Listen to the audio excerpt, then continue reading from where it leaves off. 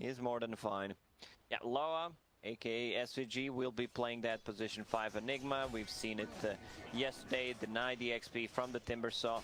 Like, S4 should have a really good time. Like, Enigma, even if he wants to harass the Timbersaw, he's just gonna give him reactive armor charges. Will always be able to Timber Chain away from the Blade Fury, so S4 is kind of set. I would not be surprised if they just, you know, get a bit of XP on the next assassin, and then he just bails. Just TP bottom, but yeah, definitely you want to give that XP to the Timbersaw. He also threatens the kill on the Juggernaut because he will be getting more levels.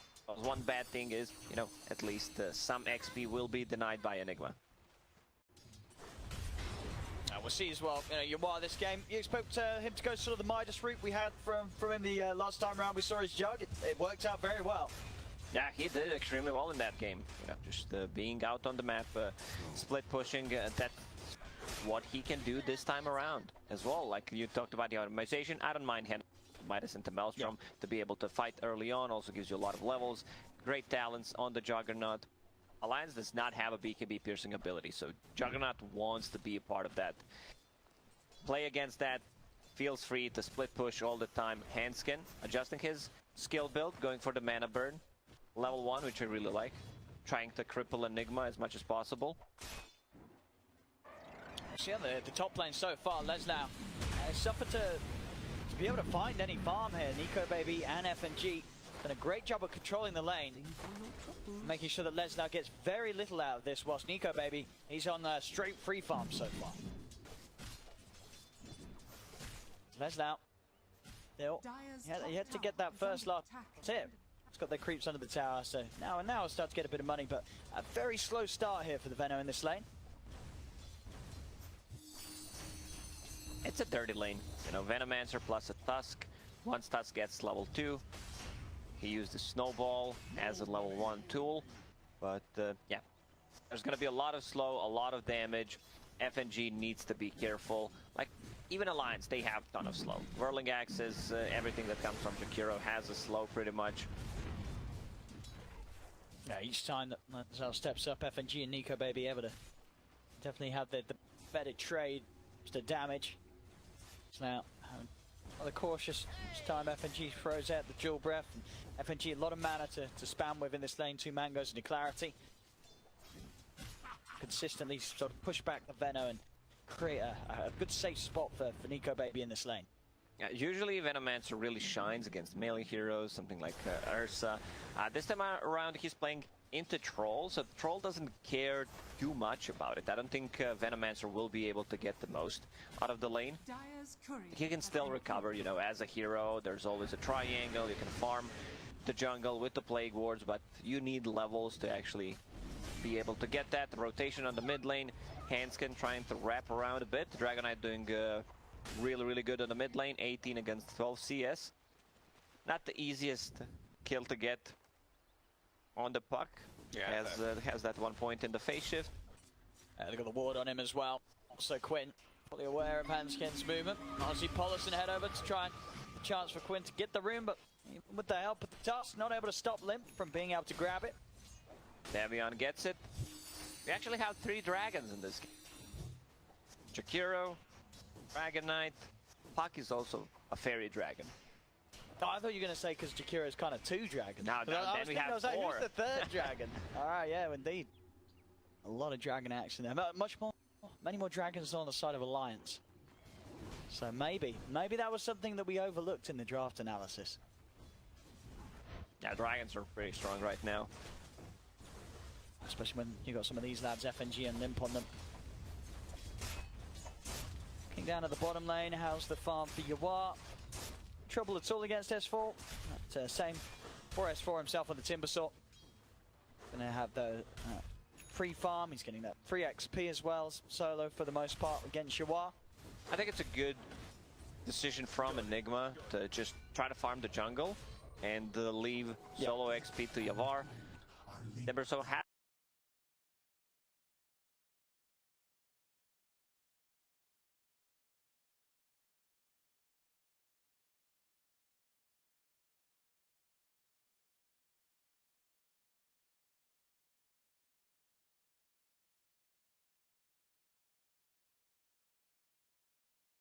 same for S4 himself on the Timbersaw. He's going to have the free farm. He's getting that free XP as well, solo for the most part against Yawar. I think it's a good decision from Enigma to just try to farm the jungle and leave solo XP to Yawar. Timbersaw has a bit more XP after this creep wave. So if he gets that level 6, he doesn't care about the Juggernaut's ulti, so I don't think they can kill the Timbersaw. Could be also able to force out Yawar out of the lane. Needs to bring some extra regen to the bottom lane. He's bringing a salve, full phase boots. You need to be careful. Like, Timbersaw is insanely good hero, does not have too many counters. Absolutely, especially when you don't quite have the mana to pop the Blade Fury if he does get aggressive on you. So towards the mid limb. He's trying to set something up here. They've got the chain stun between the two of them. Quinn is going to have Orb up in a second. And will be soon enough to jump back across the tree line. Won't get the kill, but Quinn, as low as he is, yeah, okay, he does have a full boss also. Will manage to keep himself in a state where he can stay out on the map. Would love to get the rune, but Hansken, he's going to make sure that Quinn is not going to be able to grab that in the bottle, and Limp should be able to get a few hits on the tower here with the first Dragon Form. Hansken just continuing to try and zone Quinn back, make sure that Limp has a bit of space to put some pressure on top lane. Leslau getting bullied right back here by the two of them. Shards do hold back Nico Baby, but Leslau has to wait for the salve to kick in before he can get back in on this. We are seeing Leslau starting to recover a bit in this top lane. 20 CS now. Still overall, though, of course, you can see Alliance, their 3 cores. Nobody's been slowed down at all. They couldn't really have had a better start for the 3 cores in these lanes. Yeah, so far so good. Like, Dragonite, oh, they're making a move on the top lane. Not enough mana for Ice Shards to block him off. FNG, he's stuck. He is? I guess was the Quelling Blade on cooldown? Could he not cut the tree in time? Nico Baby, I guess not. FNG he was waiting, like FNG was right there standing, you know, you need to cut down that 3. I don't know usually you even do it before, you know, so that your position 5 can pull the big camp. Yeah, I guess just not able to cut down the trees in time, Nico Baby, as FNG's just left trapped on the other side. And Quincy crew find themselves the first blood. Yeah. FNG was like, help me step troll, I'm stuck, but no follow-up. No, not at all. Bottom lane, Yawar forced to TP out. TPing out straight to base, so that's going to be some tower damage on the bottom lane. He might actually get the tower. With the Timbersaw, full creep wave, yeah, that should be the tower. This is the power of the Timbersaw, like completely zoning out the hero. You can't play the lane. He gets the tower early on. Yeah, 8-minute tower. Perfect timing here for S4. Excellent levels, good farm too. Yeah, with this hood out, he's unkillable. They just don't have the ways to take him down. I mean, maybe if they bring all 5 towards him, but you don't want to be doing that. You know, you don't want to be spending that much time focusing on a Timbersaw. So S4 is going to have a pretty free start to this game. Quincy crew trying to invade Alliance's jungle, see what they've got going on here in terms of stacks. Try and push Nico Baby away from this area that he's trying to farm it. Same for Yawar. Yawar straight to the jungle. He's building up towards that Midas. It's going to take a bit of time. And also Nico Baby, of course, going for the Battle Fury build rather than the Maelstrom, focusing more on the ability to farm and to scale. It's going to be a slow ramp up from both of the carries. Yeah, I mean, this is a different route that Yawar took yesterday instead of going for that Battle Fury. Gets a bit of attack speed for the Omni Slash as well. Gets a bit more levels. Like, he can still match up the farm of the Battle Fury carry with his Hand of Midas Maelstrom build. 1 kill, 9 minutes in. Teams did not wake up nice, yet. It's an early morning game. You know, nice and early. Playing it nice and slow. So far, definitely looking at the, Alliance may have had sort of the bigger breakfast here. As S4 at the top. Of course, after taking that tier 1 tower down bottom, he's moved himself up to the top lane. We'll see in the mid lane. Polison and lower. I'll be able to grab Hanskin. FNG trying to turn and help out with Snowball across. Hanskin is going to tick down to the midnight pole. Stream coils drop down on Limp. Juggled. They've got the damage. They got him. Crew able to deal with Alliance trying to come up to the high ground around this mid lane, and Quincy Crew more than happy to fight. Top lane S4 is hunting down Leslau. Of course, Leslau can't do anything against S4. S4 just too insanely tanky for this Venom to deal with it, as S4 is just going to get away with that sort of play. Venomancer is the hero that can pretty much get any item, and you know, just the overtime damage feels really good. Spirit Vessel against the Dragon Knight, and especially against the super farm Timbersaw is going to be so good, and he's going to hit a really good timing, like 11-12 minutes. Spirit Vessel, you need to be very careful about it. Like, Timbersaw will also need to have some kind of the spell mechanic, either a Yule Scepter or try to go for the Lotus Orb. Lotus Orb, a lot of value here against the Venomancer, against the Silence from Puck. Later on, against the Omni Slash. Like, it's a must-have item on the Timbersaw, but we'll see if he decides to get it, like, first or the second item. Has Kaya Sanj queued up? Okay.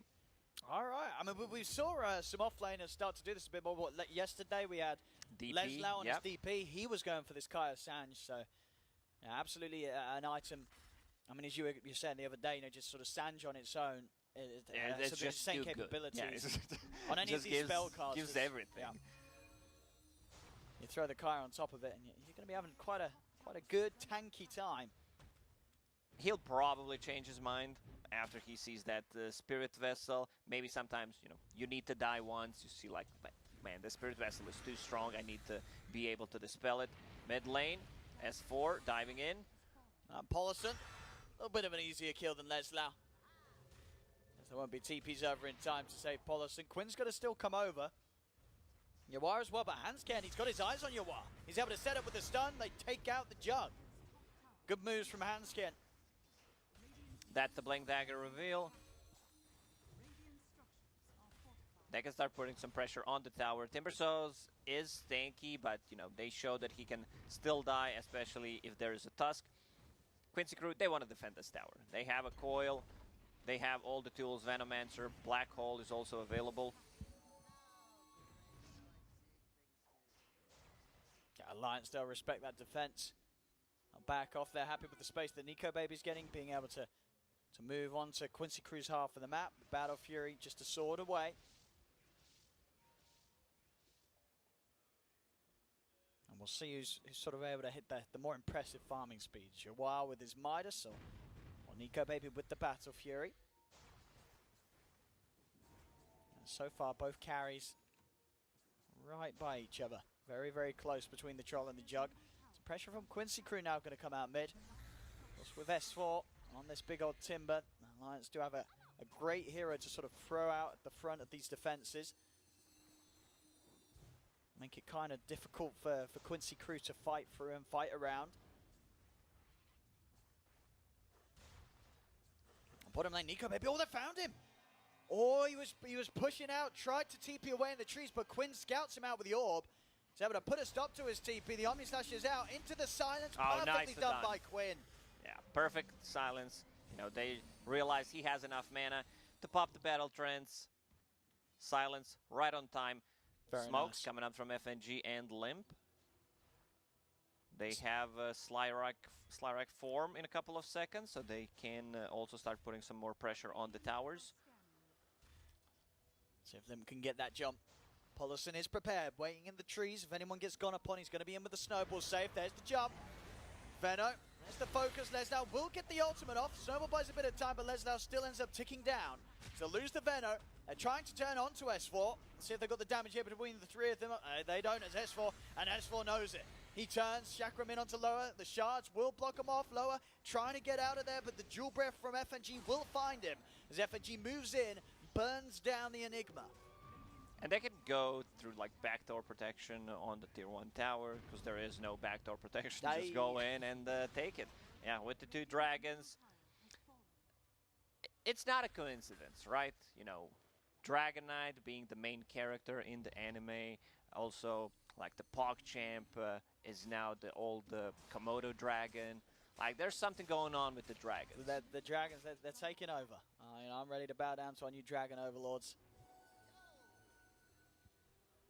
That's Limp, level 12. And the leading sort of charge for the fight that the Alliance is bringing. So every time he gets that jump, Lions are going to have solid follow-up. Top lane, Hansken. He's on the hunt for Yawar again. See if they can burst him. That's it. Ah, not quite enough. Only half HP. And Yawar still able to put that Blade Fury and get out. We'll need a bit more than just S4 and Hansken next time they want to try for that.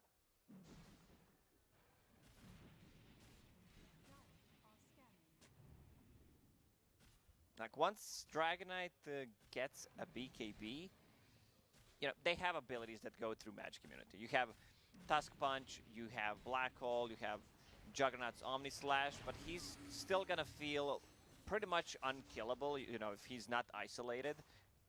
And Troll, I want to see what his item build is gonna be. Is it gonna be like SNY or just casual, like Yasha into BKB? Definitely needs an earlier BKB to be able to fight with the team. Clearing a big stack. Polo Son, I think you're on the wrong side of the map. Oh, tries to go for some sort of cute play with the shards, but yeah, he's very dead there, as deep as he were. Completely left behind. No other members of QUINCY crew interested in helping out. There's space to be made. Yawar back out on the top lane. He's got that Maelstrom complete now. So his farm is going to continue to skyrocket. Sitting at the top already. And Hansken, I mean, he's trying to scout for some action, but the sentry's down. So they were prepared there, lower. Ready to turn, and sets up some more golden glory here for Yawar.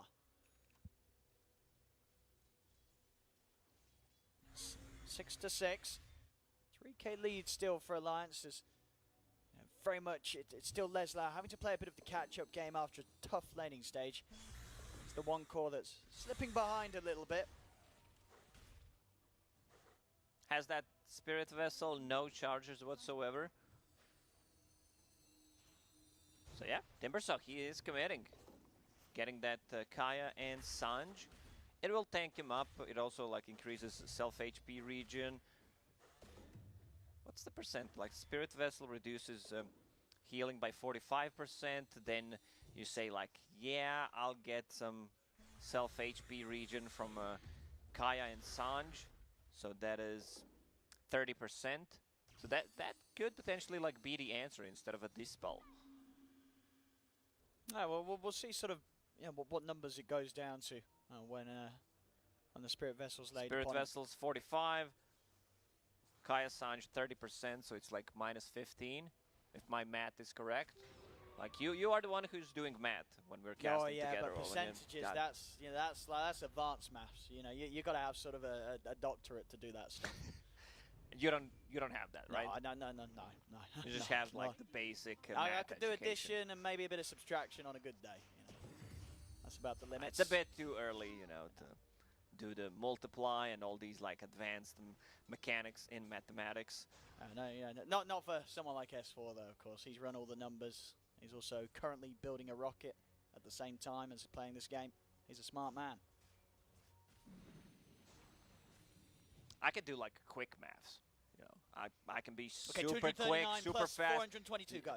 No, I mean like it has to be maths? like 1 digit plus 1 digit number. But you know, it doesn't necessarily mean it needs to be correct, but I can do it fast. Like try Roche Pit. They don't have that much damage, you know.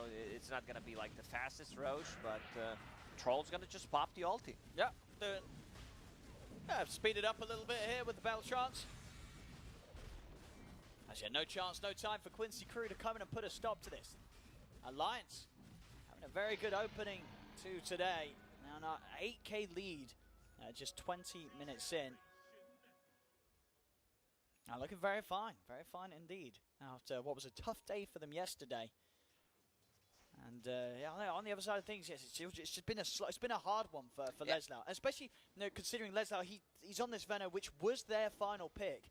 So far, it's just having a really tough game.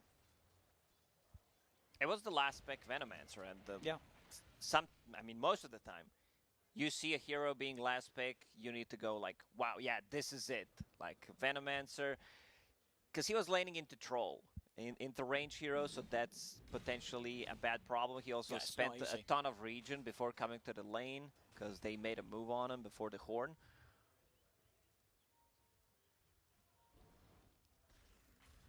It's definitely been a tough start. Not to say that it can't be rectified here. They've still got that great team fight. As long as they can sort of hold on, keep the game going to the later stages, they'll always have that threat of the Enigma.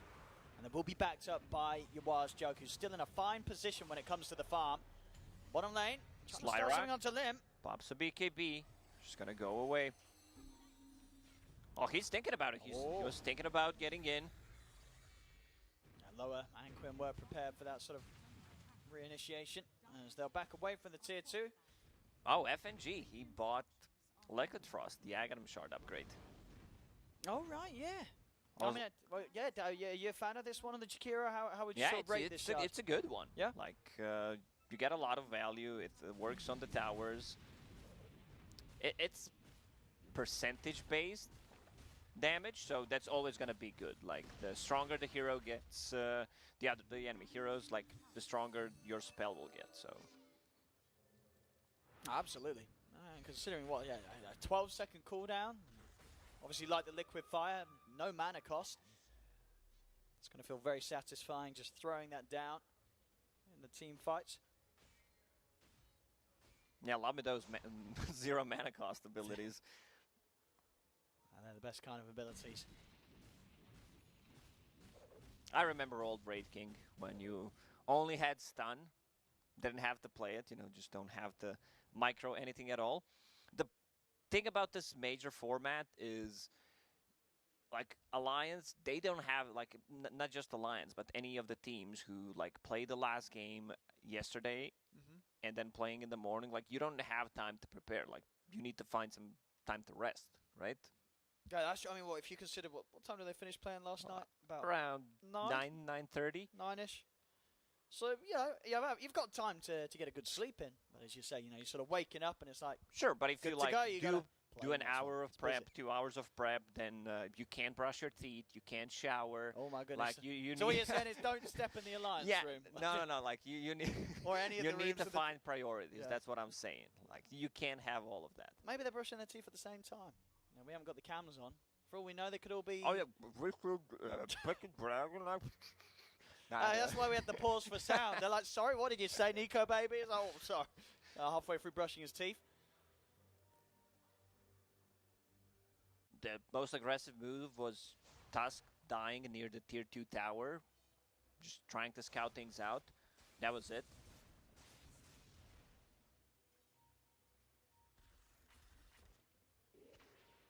Watch out, Sop. Hansken setting him first. Dust will catch him. As Quinn, he tried to jump in, but a very quick spike carapace from Hansken. Putting in it, stopped the initial jump from Quinn. Watson comes in with the snowball. Quinn, he's got to get himself out of it. He's not in fighting shape. He's far too low now. They've got to back off. Limp did pop a BKB in an attempt to chase on, but won't get the catch on Quinn. And we'll be able to shut down Loa's escape. Maybe even try for Paulson as well. You've already got Nico, baby, closing the gap on Leslau.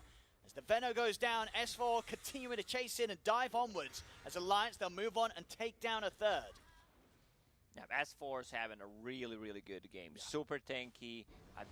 Like, this Spirit Vessel, if you have 0 charges, you don't get the value from the item. Yeah, he's yet to have a single one built up at all, right? It's 0, 4, and 2. It's just been such a tough game for Leslau. As Alliance really speeding it up here.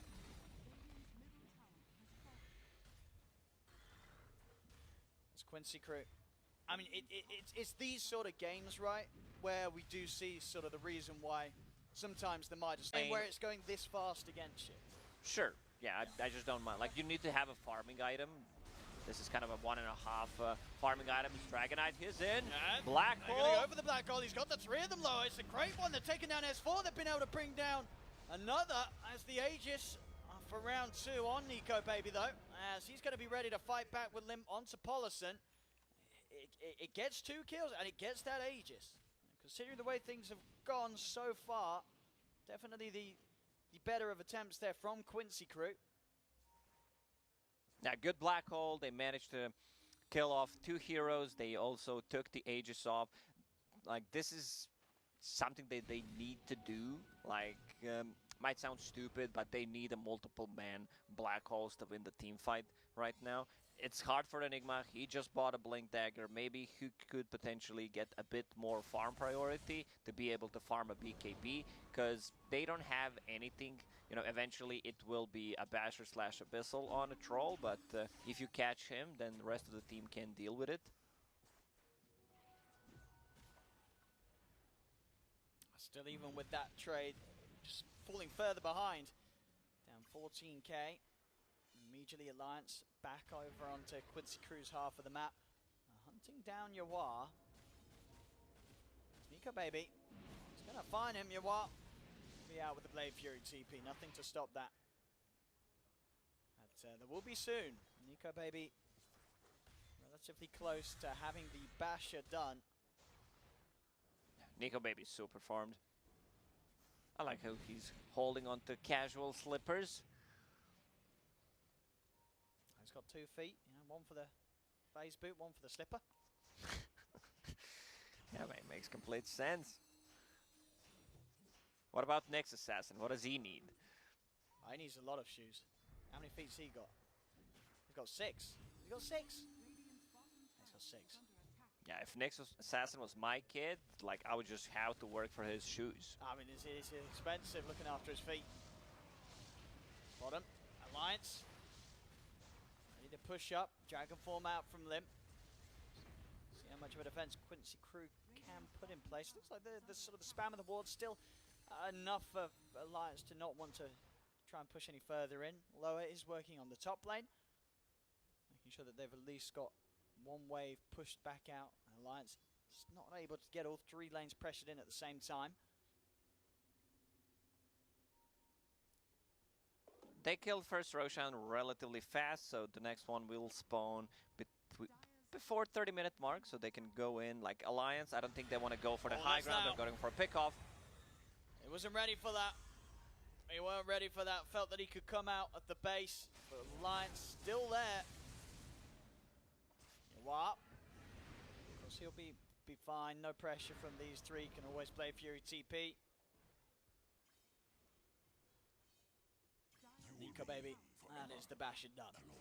He's got it. Anytime he's around, Yawar isn't going to have quite as safe and guaranteed of an escape. Yeah, they don't have any abilities that can stop Juggernaut from farming. Like, Yawar is having a decent game for himself, you know, rest of the team not so much, but he's been doing great. He's level 20 because of that Hand of Midas on top of that. A lot of XP over the time. It was, what, like 10-minute Hand of Midas. FNG, attack range talent. I love that, so especially if he decides to go for that shard, which he did, so he can siege from a high ground. Oh, Paulison, he's had enough of that, though. He's ready to try and put a stop to that He's siege. ready to die. He rolls straight in, and yeah, I mean, I guess he temporarily pushes back FNG from spitting out the fire and the ice onto the tower. Oh, that really showed him. But nothing more done than just a temporary setback, really, for Alliance. They're momentarily pushed away from the tower.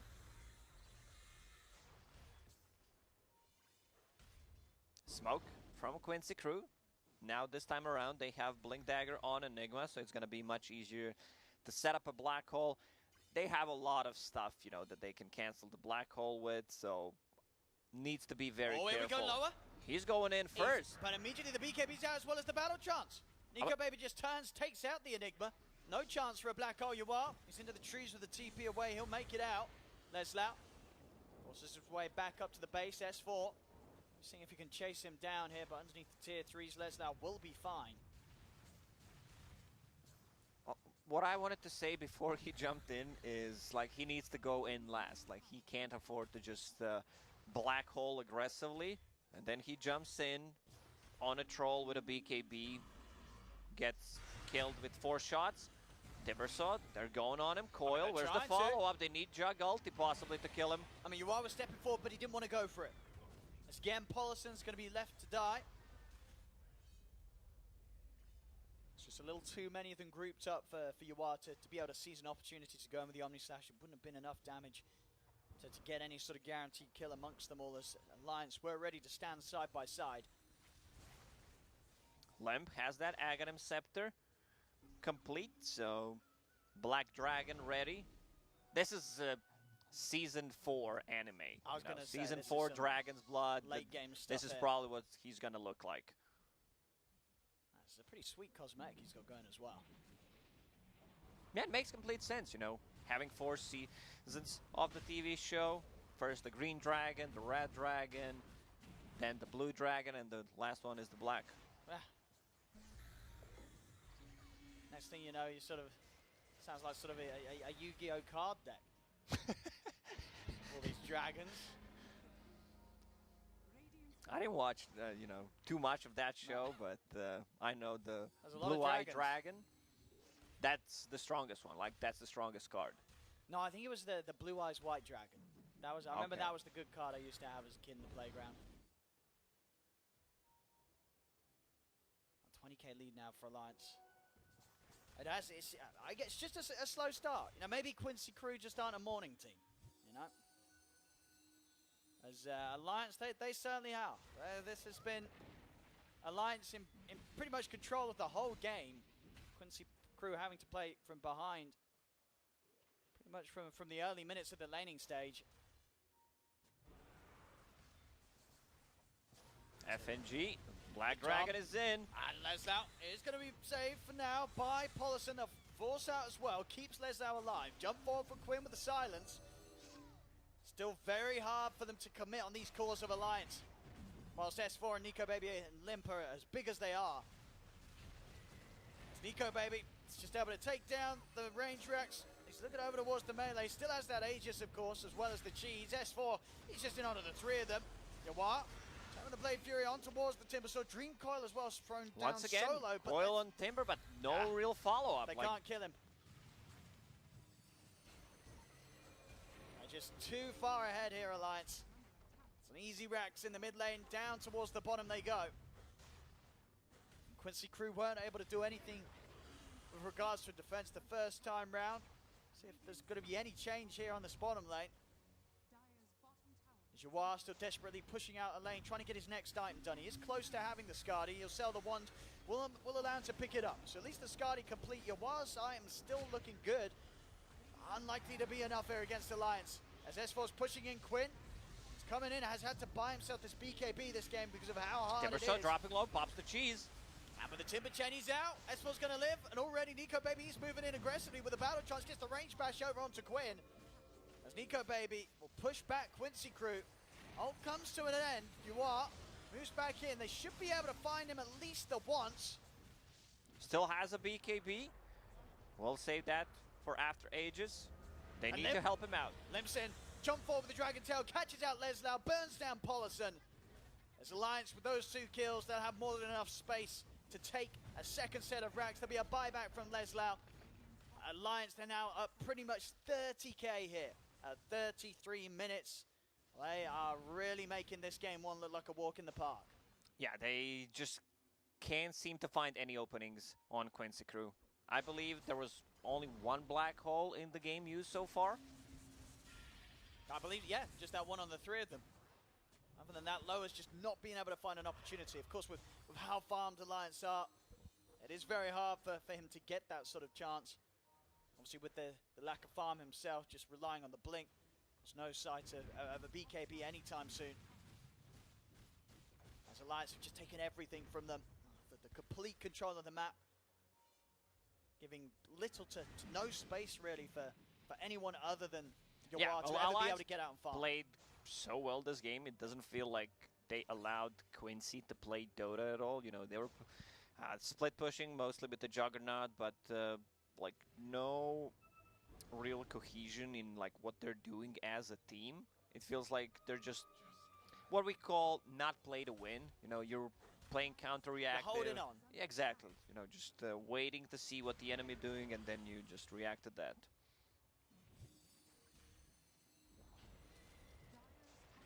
Alliance. Definitely no need for them to rush it here. They can very much take their time with as comfortable of a spot that they're in. As now starting to try and lay down the defenses here with the Plague Wards. That's already is the jump. Quinn having to put the BKB. He's worried about Limp getting him with the Dragon Tail. Quinn trying to get in aggressively, Battle of but the Nico Baby Dragons. jumps across with the Abyssal Blade. The Orb's still up in time for Quinn to jaunt out of there. Like, if Ice Frog is watching this, the status bar of the Dragon Knight, like, it needs to have an icon. Corrosive Breath, Frost Breath, Splash the attack. Like, it's just a DOTA2 icon. That will come soon. In a few years, you know, those things will get done eventually. Now we need There's to make a lot of Dragon icons Knight to do, you know. look as best as possible. Here we go, Dream Coil. But Limp don't care. Pops the BKB, turns towards Quinn. Quinn is going to get forced out to the side. Nico Baby's moving in. Pops the battle chance over towards Yawar. He chases. The bash is in. Yawar pots the Manta. But again, another bash comes through for Nico Baby. Yawar's down. They'll call it. It's over. It really is. It has been for a while. 26-8. 34k lead. Alliance. After a rough day yesterday, I don't think they could have asked for a much better start today, as this sort of a performance is definitely how you want to begin a day of Dota after having a rough for one sure. yesterday. Like, their last game of yesterday looked really strong, how they were using their spells, the team coordination, everything was pretty much on point. This time around as well, like, you can feel, you can see the strength of Alliance. This is the Alliance that their fans and pretty much everyone expected them to come into this tournament, and I feel like they can still, you know, bounce back even after that rough start. No, absolutely, and it was just a bit of a disappointing showing for Quincy Crew, especially considering how much Quincy Crew's really just raised the bar coming into this major. This game, definitely one of, if not their roughest that we've seen here on the international stage, and this game is what that last pick, the Venomancer, it just didn't really work flat out. in his face. It just didn't do anything. Yeah, I completely agree. You know, bad start for him, and then just kept feeding. Yeah, it was a rough one. We'll see if Quincy Crew can pick themselves back up coming into game 2, as game 1 will easily go the way of Alliance. Thank you very much, OD Pixel and Lacoste. Hey guys. Hello. What's up? How's it going? What's up? Well, how about those predictions, though? I don't know, Sumi. I'm ready to pop off. Go ahead. Why are we even here? I've never seen someone so happy about their own region losing. Come on. So, Sumi, happening? tell me about I'm this part game. of NA, so we can consider it a win for NA in terms of the analysts, right? Oh, okay, sure. yeah. At least you win on this front, because in those you're barely ever winning. I So, guess. Sumi, tell me about this game. You know, you saw the writing on the wall. You saw that this Venomancer really wouldn't be able to do very much, right? Well, I said earlier that they really, really needed to pick up BKBs, right? And I Okay. know that when we were first talking at the start of a tournament, we're like, the one thing that people always do last is pick up BKBs, especially when they're the carry. But Okay. I really like just how well the team worked. You know, like the Jakiro, I know that you guys were kind of not really fans of it. Haters, But yeah. well, not really fans. You weren't haters. You said that you loved Jakiro, but they just pushed really, really well. And they kind of, you know, they didn't really give Quincy Crew any room Look at that. to move forward, right? Black Dragon just jumping in, destroying everyone. nailed it. This is what I wanted from Limp from the get-go. Like, people were, like yesterday, all the analysts, she were, this Dragon Knight doesn't really work for Alliance, but no, the hero is all right. It can work. It's just that they never really found the right recipe around him and the right game to play him in. And this one was the perfect one. You're playing into Puck, also the safe lane from Alliance.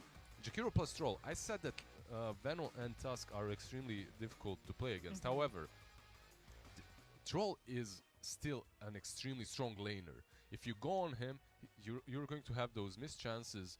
Tag team will not work. Jakiro is the only one that can die there, but as long as you keep together Troll and Jakiro, you can't really be bullied.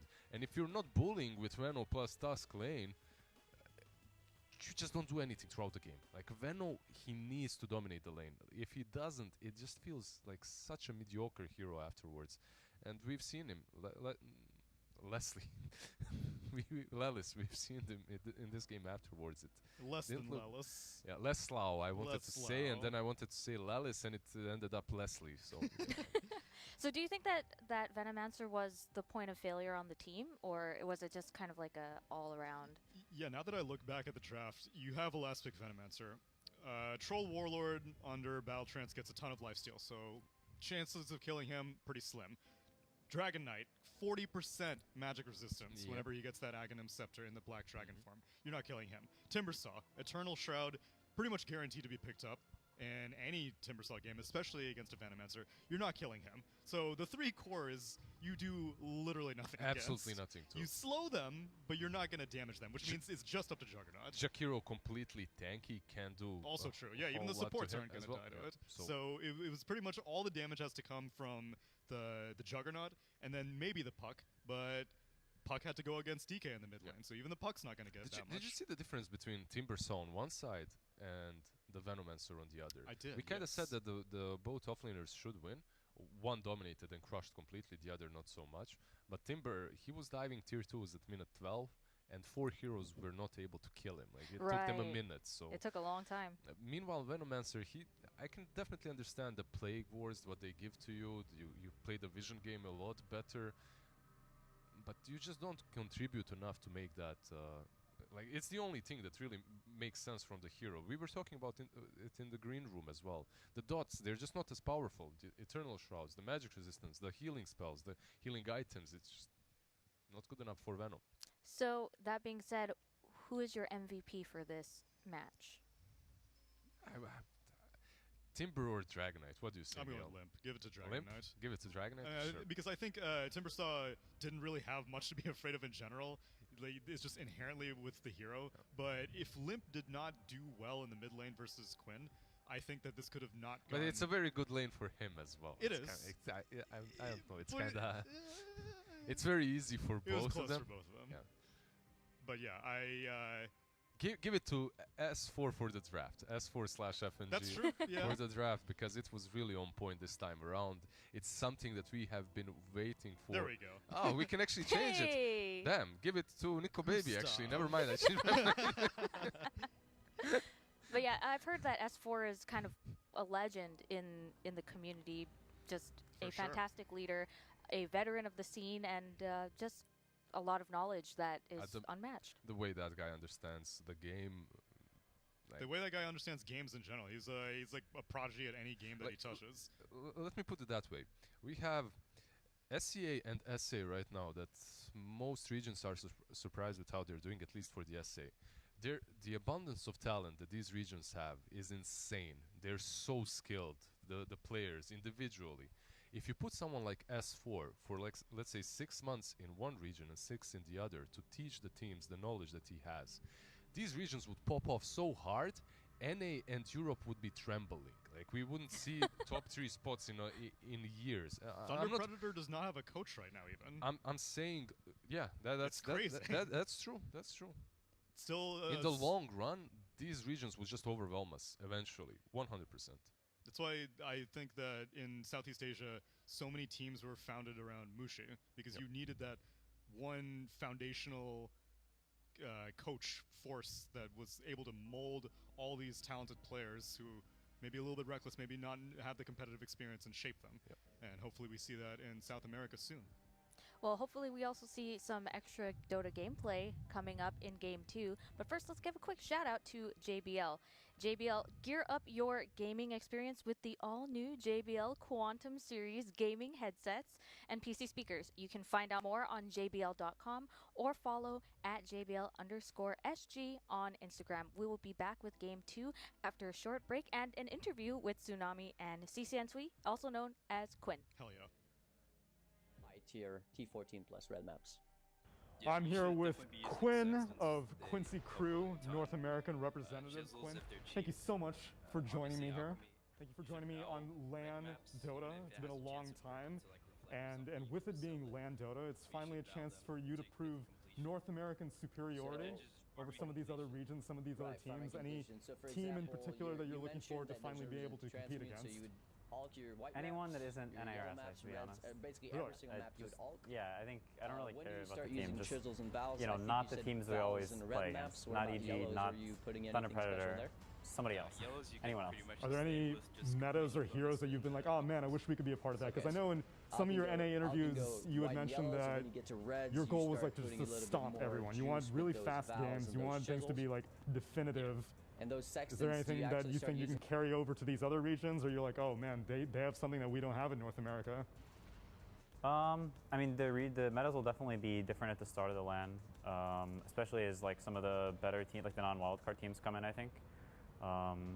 because people just haven't played each other in a really long time, right? So heroes will be different for sure. But I don't know if there's like something I wish, like if there was something I thought a team had that was good, I probably would have tried to, you know, take it or use it or try it or whatever by now. Let's say that, you know, I'm a team owner with Deep Pockets. I'm a sponsor with Deep Pockets. I just watched the anime. I just watched the new player experience. I'm like, yo, this Dota game seems pretty sweet. I see QUINCY Crew. They're at the major. They're playing for tens of thousands of viewers. They're nearly the top of the prestigious North American Dota Pro circuit, and they're unsigned. Why should I sign QUINCY Crew? I think we'll just have to let our results at this tournament see. If we suck, then, you know, understandably, I imagine the no sponsor situation will continue, but if we own, maybe that'll change. You and I have been spending time in North America, not only playing Dota, but also living our life in the pandemic. I'm curious on a personal level, what are some things that you feel like you've been missing over this past year? We're getting to get LAN Dota back, but what about in your normal day-to-day life?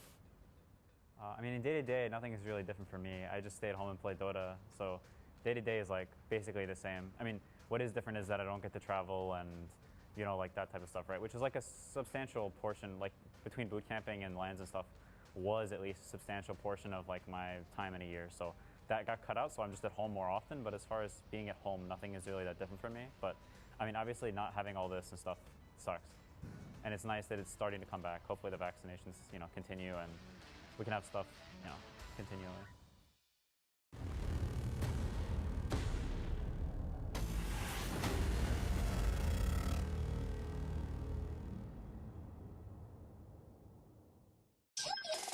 Shopee for Mega Shopping Day. Shopee for Mega Shopping Day. Shopee for Mega deals, free shipping every day. Shopee for Mega Shopping Day. Shopee for Mega Shopping Day. Shopee for Mega Shopping Day. Shopee for Mega deals, free shipping every day. Shopee for Mega Shopping Day. Get the best deals this Shopee for Mega Shopping Day. Shopee.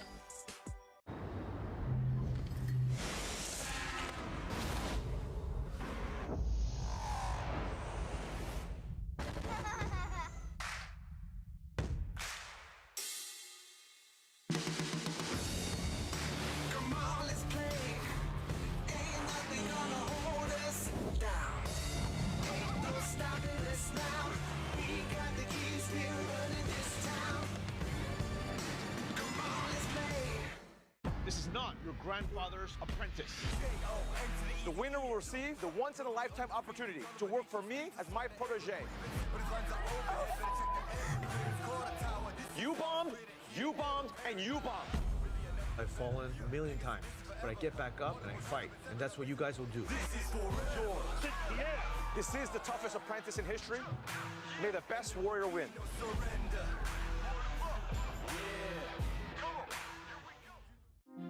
We all have different adventure stories to tell. Different paths, different choices. I chose an unusual path, a choice that is not for everyone. You are constantly moving from place to place. You have to sacrifice a lot of time. You have to focus to be on top. Ice does have 4 staff available. Oh, Ice he's in trouble. Every journey has ups and downs. All you need is to focus on your goal. Just eating them all alive. GG, let's go! We all have different adventure stories to tell, and mine is just getting started.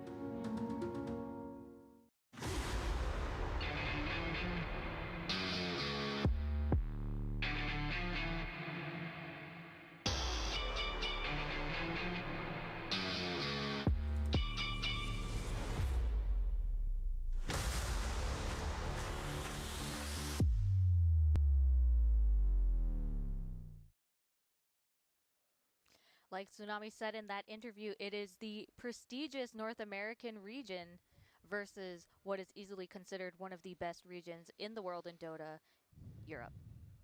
Game 2, guys. Game what 2, are we gonna, NA versus Europe, right here, represented on the panel as well. You're kind of outnumbered. Actually, never mind. You represented China and Southeast Asia, and I wasn't hired for anything, so really we're massively out of our element here. Let's go! QUINCY Crew picked Phoenix. There we go. That's the hero that I wanted to see last time. Yep.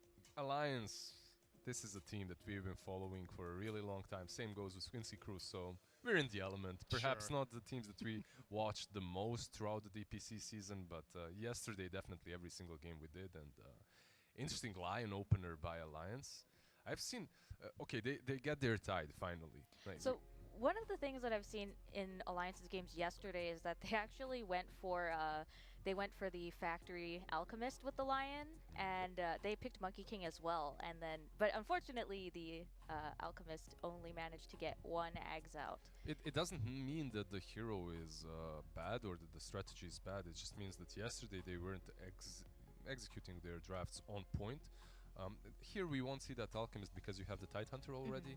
Usually that Factory Alchemist has to be on the offlane. And yeah, we already have the Tide. On the other hand, Phoenix and Tusk. Talk me through it, Soup. I'm just feeling like Quincy Crew may have lost some confidence in Puck. It's surprising that Puck goes ignored for first phase bans and picks. Not that I have any issue with Tusk and Phoenix. I think it's a strong opener, it's a strong duo. Both those heroes are also doing extremely well in the tournament. They have the Void Spirit perhaps now that Alliance must ban out. Void Spirit. Now for second phase bans, I think well. you just target Quinn if you're Alliance. Because his hero has usually been shown in the first phase. So ban out Razor, Puck, Void Spirit. I don't even know if you have to ban him out that hard because Limp, he's seemingly on par with Quinn. He's playing just as well. Limp for me is one of those players that the skill potential is so high and the skill ceiling is just so high with him. It just depends on the matchup and on the mood that he is in that day. Weaver banned out from Quincy Crew makes a lot of sense because it's a hero that does not care about Tusk. We've seen Alliance drafted so many times before, and it's really good versus Phoenix. So far, Alliance did not manage to make it work, which does not make the hero bad. It's just the situations in which it was played and the way Alliance played around it wasn't really the best. How much effort do you need to go into protecting this Phoenix now? Do you ban out like Jug? Troll Warlord's already banned out by Alliance. Yeah, you could. Like teams aren't necessarily protecting Phoenix anymore. It's even though Quincy Crew played it even on offlane, like they could put it on position 3. I still don't think that you need to protect it that much. You protect it by picking heroes that have disables. You don't protect it by banning heroes that are good against him, because then you're defeating the purpose of a support, right? Like you're picking a support that's forcing you to make bans. It's not good. I was hoping that, we've seen a lot of Puck and Phoenix. I was hoping to see that with Quincy Crew, but Alliance did ban it out.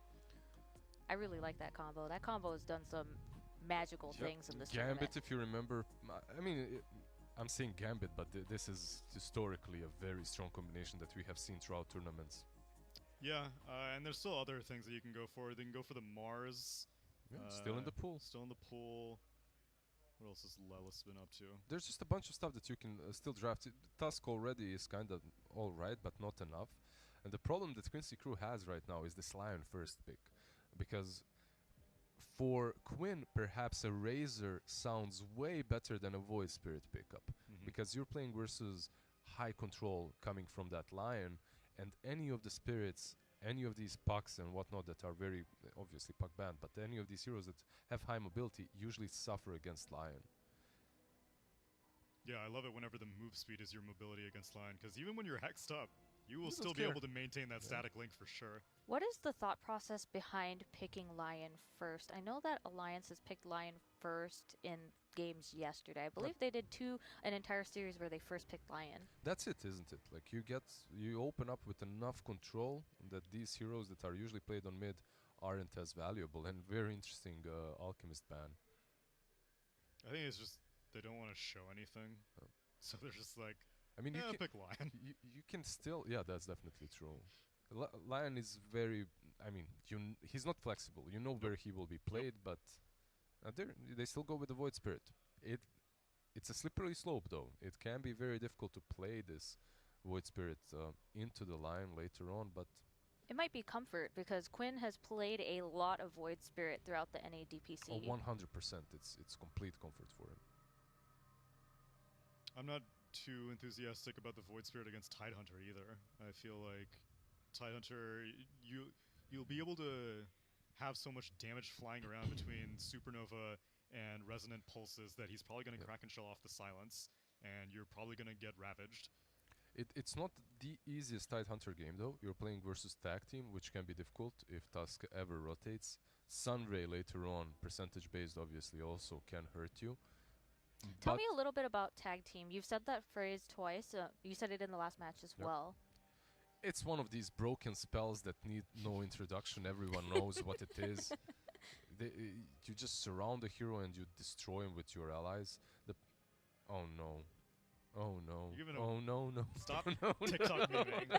I will explain it, Sumi. There's an AoE around Tusk, which you activate the buff for, I think, like 5 seconds it lasts. For everyone around, and they... Yeah, so any physical attack, any right click that you deal to an enemy that's within that AoE around Gets Tusk bonus damage. gets bonus damage and a little bit of a slow.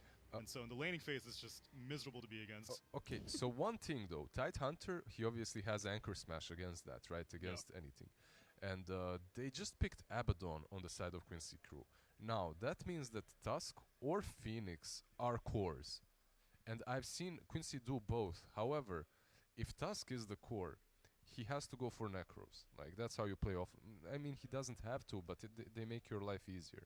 Those Necros really aren't good versus Tide as well, because of the same Anchor Smash. You have a hero that just can't stand his ground at any given point. Does that mean that you think the odds are more that the Phoenix will be the core?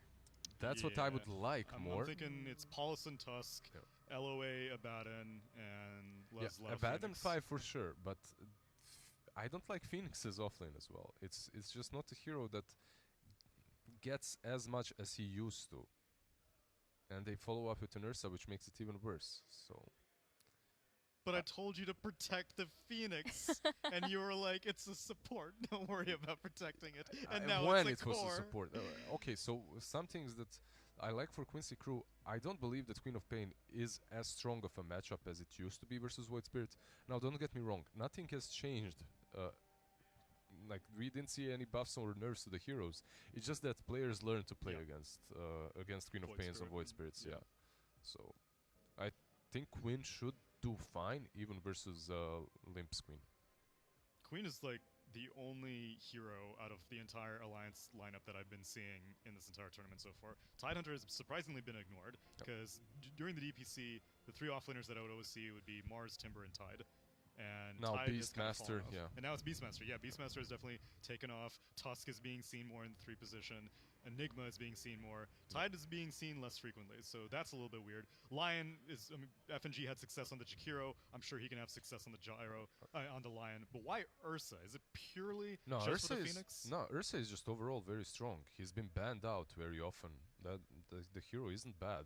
I only see him be banned out against like Timber though, like lane counters. Yeah, that's true, but again, Ursa is pretty strong, and when you look at the bans, Weaver is banned, Troll is banned, Terrorblade is banned, they've just banned out Monkey. I don't know why they even banned out Anti-Mage if they're picking Ursa, really, because Ursa just dominates that matchup, and you would just win the game before AM is even online. Do you think the Ursa pick was specifically thinking that the Phoenix is a core? Yeah, that's what I'm leaning towards. Because otherwise, like I say, Ursa's typically only seen in lane counters. Abaddon's going to be a support, so you don't care about countering him. It's probably a Phoenix as the core, so you can't really counter that as an Ursa, in the lane at least. Later on you do, Look, which is why it's a strong laner, but I believe we'll see more Ursa throughout the tournament. So don't be fooled by the last 3 days. This hero did fall off a little bit at the end of the DPC, but is still pretty strong. And I like this from Quincy Crew. Okay, I like this a lot. Yeah. Okay, so it makes a ton of sense to go for a matchup that's really strong for the Medusa. You should be able to do well in the late game. How do you get to that late game is a different sort of a question, as it looks like it will be a core task. The Alliance don't really push very well. They last pick Witch Doctor, and no one really hits towers, unless if Tidehunter gets like the shard or something. Meteor Hammer. Meteor Hammer, yeah. And so that's one thing that'll stall out the game. I also, why did they pick the Witch Doctor? Yeah, it's just comfort zone. It was pretty popular at the beginning in the SA DPC. Yeah. FNG plays a lot of Witch Doctor overall. Like he plays these old school position 5s and dying Witch Doctor Jakiro, so that's one of the reasons. However, the only reason why I could be leaning Quincy's way is the Medusa. So Yeah. So are you going towards Quincy Crew? No, I'm going with Alliance. Alliance? I'm going with Okay. Alliance. I think that they have what it takes to dominate early enough. I don't believe in the Tusk core with Necros versus the Tidehunter as well. Medusa, however, is a scary hero that can take over, and you do have Medusa plus Phoenix combination. So all Don't this point said, to me, point to her. I'm Okay. not. I Point don't to me? know. I don't know anything here. You're the only one who got the right prediction. Sumi, Well- what do I do? I think that it's really hard for me. I really want to see Witch Doctor do well. Didn't do very well last time. T1 played Witch Doctor, didn't do very well. Okay. I think I'm gonna have to go with Quincy Crew. I think Quincy Crew will take no, it. I was wrong. I warned you. I warned you. Sign me up for Quincy Crew. I was She knows wrong. what's up. I don't need to do any analysis. That's clearly all we need to know. Give me a Quincy. All right. Well, we're going to take it into game 2 with Odie Pixel and Lacoste. Take it away, boys. Thank you very much, Sumi. Yeah, excited to see this Yawar Medusa come out. You know, this boy does love to farm, and what sort of better late game carry to put him on than the Medusa. Of course, there's that great pairing as well with the Phoenix and these team fights. Is it going to work out, though, Lacoste? As we did see game 1, Quincy Crew, they had a very tough time against Alliance. They did. You know, Medusa is good against Ursa when we were talking about like mid and super late game, like the kiting potential. Scott is your natural item build. I'm a bit worried because, you know, you have Lion. Lion can actually cripple Medusa. He can cripple the Abaddon Tidehunter tag team. Yeah, this is going to be too much damage. Oh, Nika, baby. Oh, okay. Having a bit of a jump in. Very hard for sort of Alliance to fight back here at level 1. 30 seconds to battle. S4 did not stand the chance there against the aggression of them. And yeah, you're a fan of this as well. Always like to see the Tusk on the off lane in the core Big role. fan. Big fan. Tusk is one of my favorite heroes. I just feel this hero has been underused for some time. He has everything. Like, whatever you need, this hero got. You want to block? There's the ice shards. You need a save, you need a stun, you have a snowball, tag team, roach taking potential, great against tanky heroes like a Tidehunter, Timbersaw. Abaddon will go down, and you have a BKB piercing ability on top of that. With the Volor Sponge, this is a more popular build lately. It's been popular like 2-3 years ago, when Tusk was played as a position 4 most of the time. I remember like Biver doing it, getting that Necro book, because it works well with the tag team. We'll see if Lesnau can have a bit of a better game than he did last time. Had a rough one on the Venom. The lane matchup, Tusk and the Phoenix. He sort of these two heroes should be able to put good pressure onto the Ursa in the lane. For sure. FNG Witch Doctor. I kind of expected something else to be picked. I would be a more fan of Grimstroke instead, because you have much more kill potential. Leash mechanic is great against Phoenix, great against Tusk, can't use the Snowball, also against the Void Spirit, and you have some decent heroes that can go in. You can utilize that Inkswall, but I guess they wanted to have something more of a sustain in the lane, because you can see Witch Doctor with the Voodoo Restoration level 1. They know that there's going to be a lot of harassment, overtime damage coming out from the Phoenix and the tag team. Like, whenever you get close with Ursa, there will be a tag team, couple of right clicks. Witch Doctor needs to be careful. If they hit level 2 faster on Quincy Crew, Witch Doctor's just straight up dead. Yeah. FNG has to be absolutely bang on with the positioning in this lane. Level 2 for Lesnau. It's going to come off this next creep. Salving up, just making sure that they're prepared to go aggressive if they see any sort of opportunity. They won't get it. They won't go in now because there's a full creep wave from Alliance, but Witch Doctor should definitely be careful. They have, like, Tusk, once you hit level 2 on the Tusk, you want to save ability, whether you need like Ice Shards, whether you need a Snowball to possibly dodge the cask, close the gap. Just his abilities, like, all abilities are insanely good. Meanwhile, down on the bottom lane, lower. doing a solid job here, securing some good setup for Yuar to farm away and may even find him a kill here as they run down S4. Good one more body hit. block. The snake, it'll get him. The snake's coming for you. You need to be careful about that slow. Loa, I like how, you know, he's named Loa, which means from Dota 1 days, Lord of Avernus. Oh yeah, very thematic here, Yeah. isn't it? Indeed. On the old Abaddon. This is his hero. That's what's he got coming out of the courier. Just the stick of the clarity. Let's see what. Trying to push Hanskin away here. Is Loa not quite able to get the pull. Actually, you will manage to find actually it's still on the side, so they will manage to take away that wave of creeps from S4. Meanwhile, over on the top lane, Leslau having the lane coming quite nicely into him. As we can see this game, Leslau not struggling at all to farm in this top lane. He's getting some good speed on this Necro book. It's definitely due to come out in a very good time. Now he's just rushing it. It's pretty much the same starting item build as when you're playing the Beastmaster, Belt of Giant Strength, and Tangos. Someone also can share you the Tangos. You get the 2 Sage Mask. How's mid doing? 20 CS on Quinn, Limp 19 right now. Quinn has that, the Simulate, so Queen of Pain, you know, needs to pump fake the Shadow Strike multiple times. Maybe he uses the Simulate, then you get him. Rune spawning. Let's see who gets it. It's top, of course. Yeah, purple rune for the purple hero. Lovely one for Quinn.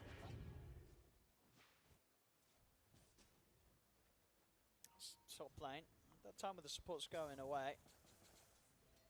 Not able to find a chance to go on one another, these two, Leslau and Nico Baby. Bottom lane, while still sitting very low down here, they don't actually have any regen on either of them here for now. There's only one healing salve coming out from Abaddon, so they can start to play a bit more aggressive. Gush plus a stun could actually get them the kill. Yeah, Yuar's got to be careful. Staying as low as he is. Mid lane, Quinn.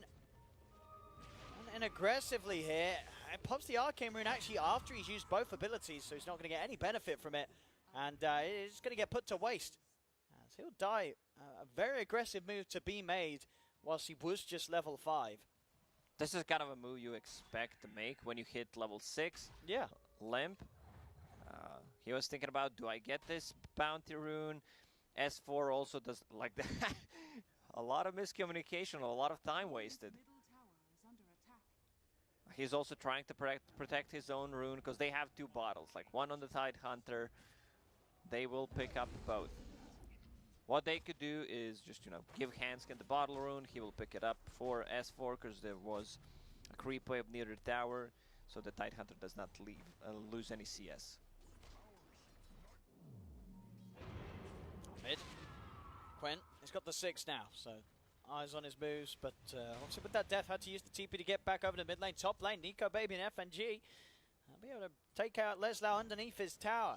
As you can see, Leslau really wanted to stick around, didn't want to waste time resetting or getting a regeneration out from the base, as he was very, very close to the Necro book, but the greed of hanging around, trying to get that last bit of gold for the recipe, ends up costing him his life. That's one way to get full mana, full HP, just die, so you don't have to buy extra regen. Feel free to quote me in your pubs. They're going in again. And Necrobook will be on the way out now, though. So next time the Alliance do make that move, if Leslau's able to turn, trap him with the shards, use the tag team with the summons, definitely have a good shot of taking them down. It's a lot of damage early on, especially with this 3 points in the tag team.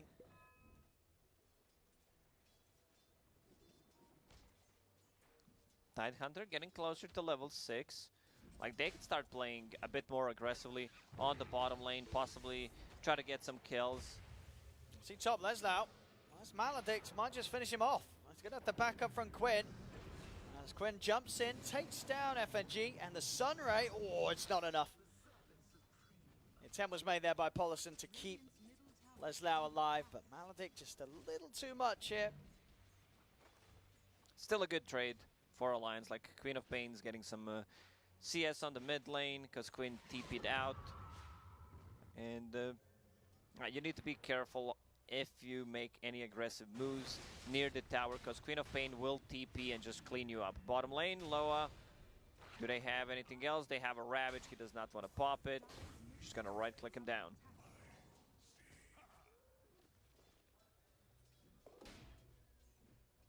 Top lane. Nico Baby. He's going to look to Paulison. Paulison still has a dive, so he's not under any threat. I said that the Limp still able to blink in. Onto Leslau. Leslau really getting bullied up here on this top lane. That's 3 deaths now on his offlane Tusk. As Alliance, I mean, we did see it last game. They were able to set it up in a way that Leslau had a really tough time. He definitely seems to be quite the focus from Alliance in this series. They really did their best to shut him down. Leslau pretty much, you know, looked like their best player, I would say. You know, very stable, makes a lot of space, especially the Death Prophet game yesterday where he was just completely popping off. I believe he had 0 deaths as well. Great itemization, a bit different, getting Kai Assange, Boots of Travel, Art of Shadows on the Death Prophet. So yeah, Alliance realizing where the threat is coming from. And they're doing a very good job of shutting him down. He's going to have a slow start because of all this pressure been putting him on this top lane. For Alliance, this has done great stuff for Nico Baby. 1-0-3. On track for a good Battle Fury timing this game, unless Quincy Crew can make some moves up here. We're going to have Loa sitting around by Leslau. They don't have any silences. Ursa does not like to play into silence, so like he will be able to get the enrage off. Tusk still not level 6, so they can't really burst him. I don't think they can get that kill. Yeah, Paulison realizes he's going to head down bottom. Doesn't want to spend any more time wasted up top.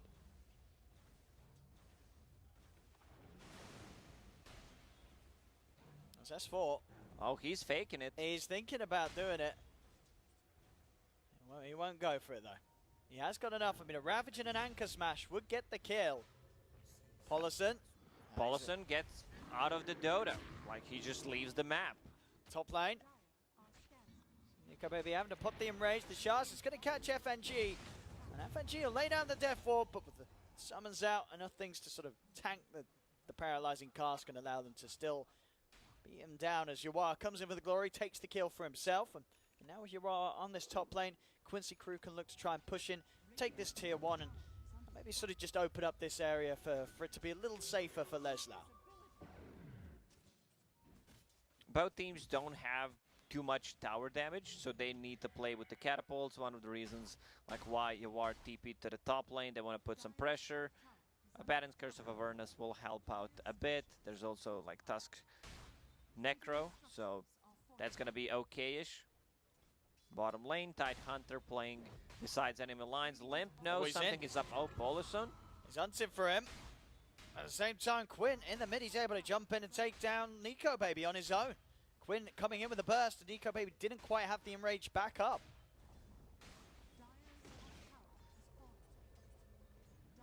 S4. LTP over to start holding on to this mid. Doesn't want to allow Quinn to get any more damage done to it with the siege creep pushing in.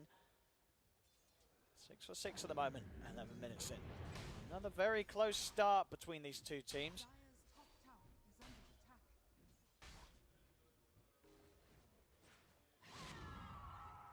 That's both carries. In a good spot for the farm. Battle Fury. It's going to come in good time, and Yawar. Couple of stacks made for Yawar. This observer will scout it out if they want to make an aggressive move, possibly threaten a kill on Medusa. Smoke coming out from Alliance. Yeah, they want to invade. See if FNG can find the setup. Yawar will be the big kill. Is he prepared for this sort of movement though? There's the jump forward from Lim. They'll start things off as they burst through Yawar. Was very quick with the stone gaze, but of course they had enough burst that they just took him down before that was any sort of an issue. See the counterplay come out. S4 drops the Ravage to hold back Quincy Crew and allows Alliance to take out the Supernova. They'll turn towards Quinn and Loa, and they've got to run. Loa's got the borrowed time. Quinn going for the TP out back to base. He'll live, but over to the side. They've found Leslau. TP over from Loa's coming in. Leslau underneath the tower will be safe enough. Alliance can't dive any further. So able to at least get the rest of the team out of there. But a They good got the move from Medusa, Alliance. and good reaction time from S4. Realizes, I'm just gonna Ravage. We killed the egg, even though a couple of our heroes had the Fiery Spirits on. We're still gonna have enough time to actually do it. They also got the finger charge on Lion. So all good. FNG tries to get back in on this, but Quinn's over with a step, and FNG will go down. Was trying to maybe set something up onto lower whilst he knew that the borrowed time was on cooldown. Didn't have the backup, and the rest of Alliance focused on trying to take this tier 1 tower. See what sort of a defense Quinn can come in with. Jumps forward onto S4. Begin to burn him down with the Sun Ray. Leslau gets the trap onto Limp. And blinks back up, limps away. Surprised the Lion stayed there for such a long time. They don't have Sonic Wave, they do not have a finger nor Ravage. They also do not have any kind of tower damage, so it's just better to bail, let the Ursa farm his Battle Fury, continue farming, and like once you have the abilities up, you can go and try to make stuff happen. They dealt some tower damage on a mid lane, so the next time they come, it should probably die.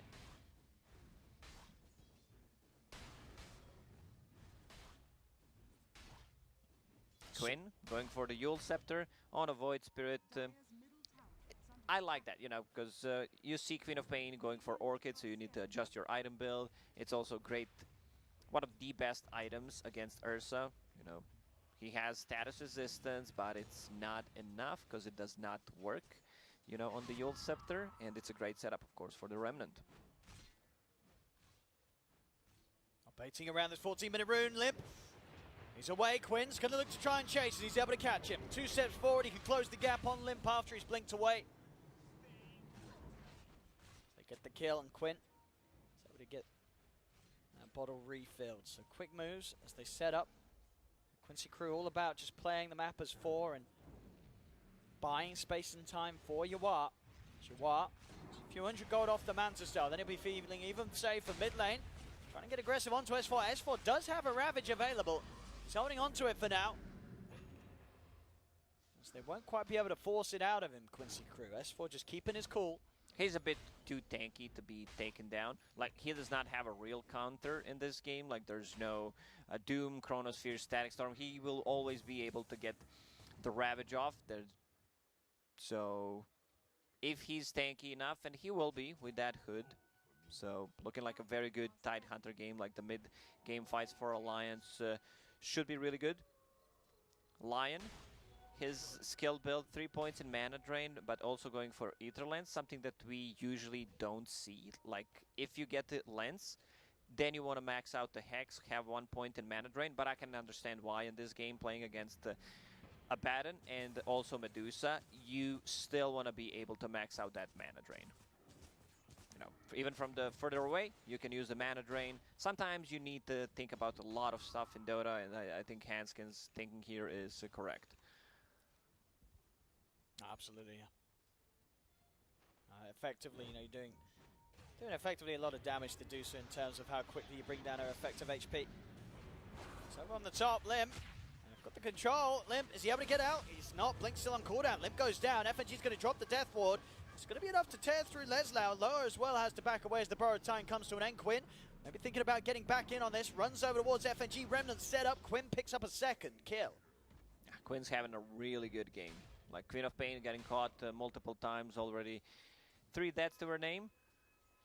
Quinn will pick up a double damage, and now they could start putting some more pressure on the mid tower, going for that Aghanim Scepter on the Void Spirit. Not too much control on the Void. Yes, you have Lion, but if you're the one who's getting the first jump, if you take out the Lion first, like, that's gonna be the best hero that Quincy crew wants to kill. Yeah, with sort of Hanskin on any fight, Quinn's able to dive around freely. Very little that he has to be scared about. Farm for Nico Baby on top of the Battle Fury, going straight for that blink. Making sure you can speed up getting around the map. And also getting on top of heroes and of course getting away as well. If anyone tries to make the jump on him. And about these jumps, Quinn. Gonna get ravaged, but of course the counter straight up lower, pops borrowed time, a Phonic shield over. And he's always gonna have that save. Of course, Abaddon pretty much the hardest counter to Tide in the game in terms of being able to play around that Ravage. Yeah, people are picking a Baton when Magnus is also super popular. You get caught inside the RP, pop that ulti, shield someone else, and kind of nullify the whole purpose of the RP. With the Ravage gone, Quincy Crew able to push down the tier 1. They know that that sort of frontline potential and opening from the Teamfight of Alliance is going to be down for a couple of minutes. FNG with the Falcon Blade. I think that's a bit of an overkill. You know, a lot of gold investment. Like, you don't need the damage part from the Witch Doctor. Interesting, yeah, from FNG. I mean, yeah, first of all, the most useful thing you're getting is the health. I mean, sure, the mana regen's nice, but really with things like the Bassi and the Arcane Ring, you'd think you'd kind of have enough mana to play with anyway. Yeah, Arcane Ring on top of that. Once again, Hanskin getting caught. Quincy Crew realizing, you know, we need to take out this line. FNG, do they have anything, any kind of stun? They don't. Yeah, Yules was still on cooldown. And Quinn, so no catch there. With the tag team and the Necro 3, like this Roshan dies so quickly. Yeah, it really does. With that Curse of Avernus as well. It's getting completely destroyed here by this lineup. Roshan doesn't stand a chance at all. Alliance nowhere near being able to do anything about this as well. Esports just putting on the pressure down bottom. Limp trying to tackle the tier 1 top. It's Quincy Crew. Tied. They've got it. They're going to start onto him, and with Quinn having the control from this Remnant, they'll get the kill. Quincy Crew looking much hotter here in this game too. Yeah, it feels like it's quite the opposite. They just swapped the sides because Alliance is not making any aggressive moves. They use the Ravage, no real follow-up, getting caught multiple times on Lion now. Seems like they're just waiting for Ursa to get some items online. Medusa is going to become a problem. Yeah, this Yoa's looking very strong. It's going to be a quick sort of Skadi after the Manta, and with that those sort of stats, it feels kind of unlikely that Alliance is really going to be able to get the chance to jump in and burst this Medusa before Stonegaze comes out, before lowers in with an Aphotic Shield. Like that, they will be able to keep. They have so many alive. saves for this Medusa. Yeah. Alliance, I would say that they're on the clock here. They need to be the one setting the tempo for the game. Absolutely. Too many saves for Medusa. Like, Medusa will take over. Matchup against Ursa is really good because you get the butterfly eventually. Ursa does not want to buy MKB, might be forced to do so. Like this the kiting potential from the Skadi, which is getting very close on Medusa. It's gonna be a problem. And they have 1, 2, 3 saves. Sunray, Aphotic Shield, couple of heals, you know, from the Mist Coil and the Snowball Ravage. He gets Leslau, but that wasn't the Ravage they're looking for. It really wasn't, as that's Ravage down the drain once again for 2 minutes. And Quincy Crew, I think they're going to be feeling pretty good at Quincy Crew. Opportunity to go in and start playing aggressively, get some tier 2 towers. Like, this is their big team fight ulti. I mean, yeah, just a very ambitious attempt there from S4. I mean, obviously catching the Void Spirit with the Ravage is, you've got to be completely sure he hasn't got his abilities up, and Quinn just able to dissimulate. Or you need to have Arcane Blink. Like, it's just, I don't know. I don't think they even get a kill, even if he gets caught inside the Ravage. Maybe he was trying to go for the Necro Book. You know, I do not want this little fellas to burn my mana. Better shut him down. Stop playing Limp. We'll try and grab him with the shards, but the trees Limp should be fine. Again, yeah, these sort of, with the Ravage down the drain, it's just a lot of downtime. And as you say, this downtime for Alliance, it's going to hurt against a team with this Yoadusa. They don't necessarily need to go for the high ground with the first Aegis, but because they killed it so quickly, it was around like 18, 19 minutes. They can wait for the second Roche, get the Butterfly plus one more item on Medusa, possibly like a Divine Rapier. You go in and just end the game. No, definitely feels everything going to plan for Quincy Crew so far. And when they go for this sort of 4 protect 1 lineup around Jawar's Medusa. 22 minutes, may just be a 2k lead, but that lead is more than enough for the Medusa to feel good. They'll find Quinn. He has been maledicted. He should pop here unless he can somehow dodge all the ticks. They've got some good sustain with the shield plus and a heal. the heal. That should be enough. It is. Even with that finger coming out after the maledict, it's not quite enough burst to just offset the amount of sustain that Loa can provide. The problem with Maledict on Void Spirit is he always looks like he has a Maledict on him. So you're like, yeah, there's going to be another tick. If you can't count to 3. That's a big number. I know there's some companies that can't. Bottom lane. Quincy Crew. They'll get a tier 2 tower. It really does remain sort of a game where Quincy Crew take what they want. And Alliance not able to stop it. Ravage is back up. They really need the next one to be a big hit from S4. He's in the mid. Nico Baby's going to pop the BKB, try and run down Leslau, but with the punch up, Nico Baby's BKB is going to be put to waste. He's got to now start backing up. He's got to be careful. The Enrage is still on cooldown. Dive in with the Supernova Alliance. They've got to run. Yua's chasing on the shards from Leslau. Don't quite catch anybody, though. So Alliance will be able to step back, keep everybody alive. Ravage is available, but there's got to be some damage on the tower. This lineup from Quincy Crew, if Alliance misuses Ravage one more time, you know, you just don't have enough team fight. And late game belongs to Quincy. Yeah. There you are. It's going to be on the way towards the butterfly next, and obviously no signs of any sort of true strike to be coming out for quite a while. Nico Baby wants to get at least the Basher done next before he can start even thinking about the MKB. Ursa does not have a clear target to go for in these fights. Like, Tusk is too tanky. There is a save from the snowball from Abaddon. Can't kill Abaddon. Maybe they could potentially, you know, burst him with the Lion's Finger so that he can't use the ulti. There we go, Quinn. He's going to get the jump onto Nico Baby. Nico Baby having to put the BKB early. Turns with the Hex. The Ravage comes out this time. It's a solid one. Catches the 3 of them, sets up for the kill onto Quinn. Still, though, with the strength that they have on Quincy Crew, they're ready to go back in onto Alliance. They're chasing down S4. Their 4 will be dropped down by FNG, but a dive forward comes in from Polisson. Gets turned upon by the son of Hanske, but the Aphotic Shield from Loa keeps him safe. They'll continue to try and run down Alliance. Can they catch anyone else out of this limp? Blinking away, Hanske can survive. So go for the TP out. They got the damage. They don't. Hansken makes it out of there. Up top, Nico Baby and S4, they're actually able to turn and bring down Leslau. Leslau was trying to chase and kill off the Tide. Couldn't do so. So Alliance able to get a solid trade.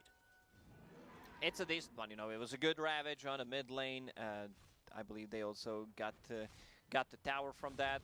But it's going to become harder and harder. Nico Baby, you know, kind of doing the heavy lifting for Alliance right now. Playing so well, keeping the toe-to-toe with Medusa in terms of net worth. Finishes off the Basher.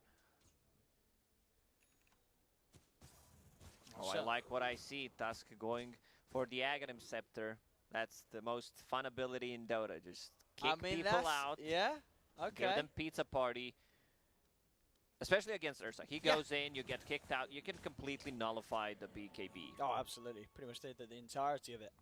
Or at least, you know, you're going to be able to separate someone long enough for that Supernova to be successful, for the Stone Gaze to get off, so that they don't even have the opportunity of running back in. No, the kite potential is going to be insane with that pickup.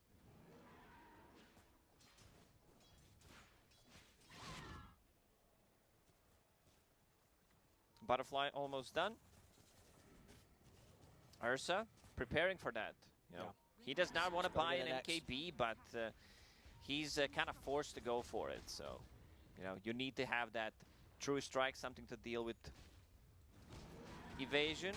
Next Roshan may respawn in 10 seconds. High ground being pinged out. Necro units. I mean, they can definitely poke at this. Ravage is back up in 10, so Alliance will have the full fight ready to defend with. Yuwa, of course, is very strong right now with the Skadi and the Butterfly. Top lane, Nico Baby's been forced to BKB. Gets a little too spooked there as Quinn jumps in on him.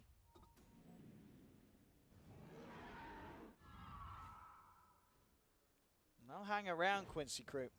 They've got a minute to work with where Nico Baby's going to be playing very cautious with the BKB on cooldown. It's S4.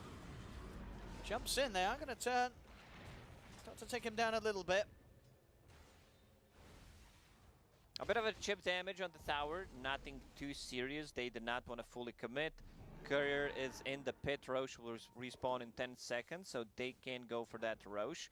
Like, ideally, you would want to have a bit more gold on Medusa, especially if you're trying to get a Divine Rapier with the Aegis.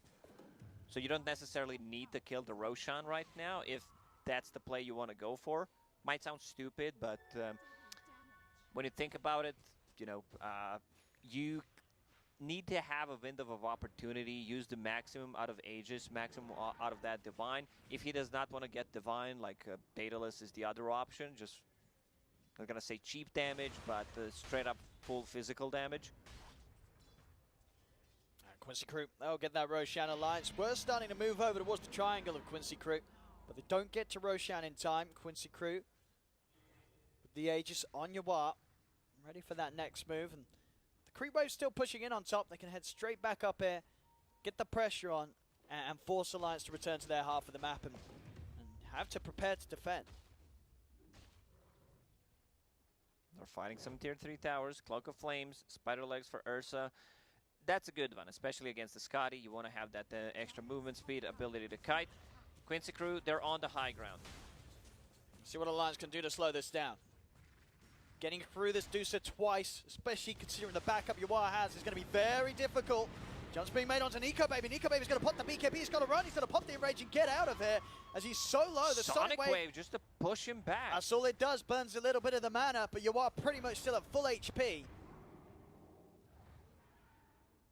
Just having to do everything to protect Nico Baby, allow him to get out. And again, you know, this BKB getting right down to 6 seconds of duration. All the ways he's had to use it just to survive. So no BKB for 40 seconds, Enrage. It's a level 3, so it will be back up. Tier 3 tower gone. Medusa does not have any more mana. Like, Lion managed to secure that, and you know, well, suddenly she's back to full mana. Jesus popped. S4, he's looking for a chance to get him with a Ravage. As Yawar is going to pop the Stone Gaze and position himself so S4 cannot get back to the safety of his teammates. As S4, he'll go down. No buyback on him either. So this Rax should be a free one here for Quincy Crew. Not Without just the tide, Rax. they They're can't gonna defend. go mid. They have drums, the extra attack speed, the necro units. This just might be it. Like 40 seconds without a Tide Hunter. They don't have any tier 2 towers. Like, Alliance takes one fight. If they lose it, like that's it. The game just ends. There's still Aegis on Medusa. Like, she did not even pop the cheese, I believe. No, it was just she got the mana, remember? Yeah, it was just the snake. As this is second set of racks. Bottom lane, they may even just get the Megas. I mean, Alliance weren't able to push them back before this.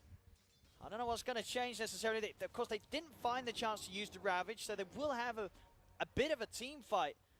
But just when it comes to having any sort of damage to take down Yawar, they're just nowhere close enough to threaten the life of this incredibly big Medusa.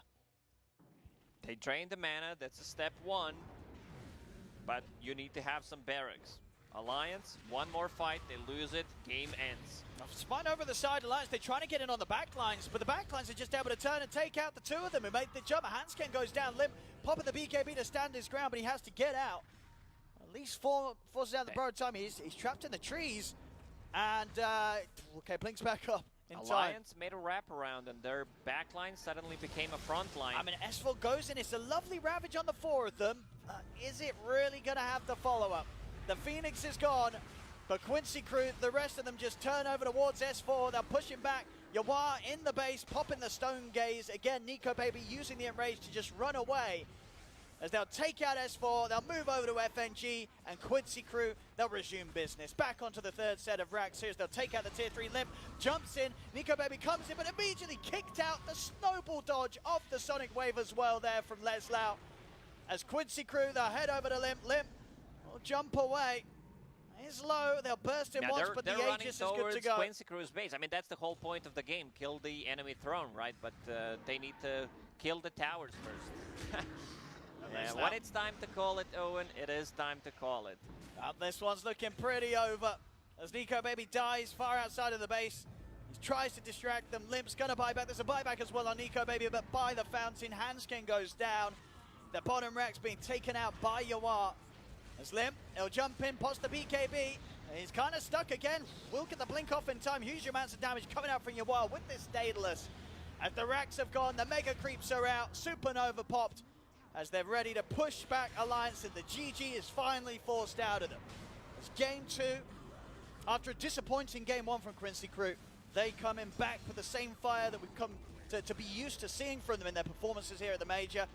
As this second game, the way they ended the draft and the play as well, this Medusa was just a perfect pick for the style of Dota that Quincy Crew like to play, and Alliance could not do anything about it. They managed to make a comeback after losing the first game.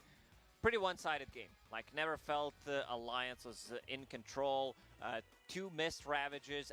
Even if, like, they made a good fight with those Ravages, I still feel like it wouldn't make that much of a difference. Medusa was getting all the farm in the world. They have the tools to empower the Medusa. There was, like, a medallion. You have a tag team, drums, necro units, multiple saves. So I don't think Yawar was ever worried that they're going to, like, lose this game. I don't think so at all. I think, yeah, just a perfect lineup to build around Yawar's Dusa, and we really saw that play out there. As the second game, no trouble for Quincy Crew as they'll take it, as the series will end 1-1 between Alliance and Quincy Crew. A fantastic showing from Quincy Crew. Now they are 1-1 with Alliance. A fantastic series. I'm always happy to see 1-1s. Oh, so now you're not as satisfied with your correct prediction. Last time you were popping off, but No, this time she's used to it now. She's used to it now at this point. Last time, I predicted by myself. All 4 of you, including ODPixel and Lacoste, predicted against me. That's why I had to pop off. Now it's a little bit more even, so now it's less of a another pop-off. day at the office for Sume. Okay. She's just way too good at this way job. Way too good. That's why. I mean, that's why we have 3 analysts here. Really, but this is the last time I go against the carry that has a better matchup, and against Sumi. Wise. From now on, she predicts first, but Medusa had a really good game. I've seen the same scenario versus Ursa so many times before as well, in which Medusa just takes over at a given point. You get that Skadi, and as an Ursa, you can't even approach her. They had enough control to stop Alliance from invading the triangle after their first successful attempt. Like, first time they did it, they killed the Doza, they didn't take away the stacks. So Yawar still had them to recover, to farm up, and you couldn't see Alliance. They had the Ravage, right? They had the Ravage, but you couldn't see them taking that advantage every single time. No, you could only use it for one thing. Are you going to use it for invading Ancients? Are you going to use it for a Roche fight? Are you going to use it for defending your own team fights whenever your own towers are under Or attack? you're just going to use it for the lols and it doesn't really do anything. Also happened. Yeah, the cooldown dependency was always my issue with Tidehunter, but he was still very, very popular in the DPC. And maybe part of the reason why we haven't been seeing him through the wildcards in the first day of the group stages, maybe he was one of the offlaners who got kind of figured out. There's for sure. Tusk, Mars, Timber, these don't have any cooldown dependency issues. They're always ready to party, and this Tusk was no exception. And you could see this Tusk Lelis, he was the one killing the Tide with, let's say, a Void Spirit or an Abaddon, and he wouldn't, like, the Necros aren't even necessary. You just go on top of the Tide, tag team, and that's it. But overall, Quinn had a really good game baiting out a couple of Ravages, just playing alright from that mid lane, keeping up with the Queen of Pain, even having a better matchup there. And I'm saying this because Queen of Pain was considered, when Void Spirit came out, one of the counters. One of the counters, because you just fake pump your Shadow Strike, whatever, until he uses Dissimulate, exactly. But it doesn't really work that way anymore. Void Spirits have adapted, they're playing much better, and you could see it here. Yeah, I was criticizing Quinn's Void Spirit in earlier series, but this is the standard of play, and this is the level of impact that I'm used to having in and throughout the NADPC. Much better. Yeah. For sure, and they, like OD Pixel and Lacoste said, they built it around this Medusa. Excellent pick. Yeah. Also, the support duo coming from Alliance, I'm not impressed with. You have the Lion. Okay, that's a nice, decent opener. Following it up with the Witch Doctor, however, feels a little bit off. On the other There was side, a Witch Doctor in this game? yeah. On the other side, you have Phoenix, who makes so much impact. Even when his egg dies, you have to.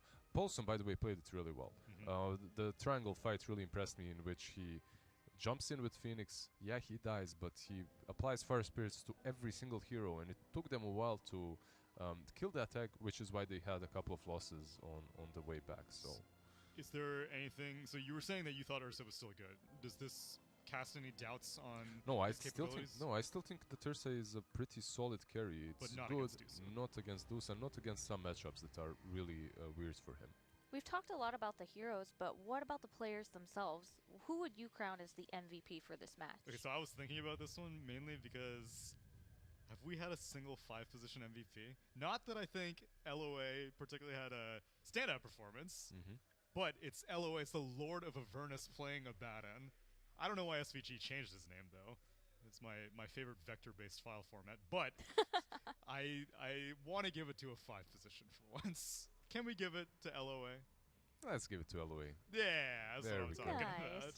about. SVG, LOA, OMG. no, OMG, MVP. MVP. There you go. 30 wards placed. See, we have not seen that bar be filled up. We keep getting these off-laners. You will never see it filled up.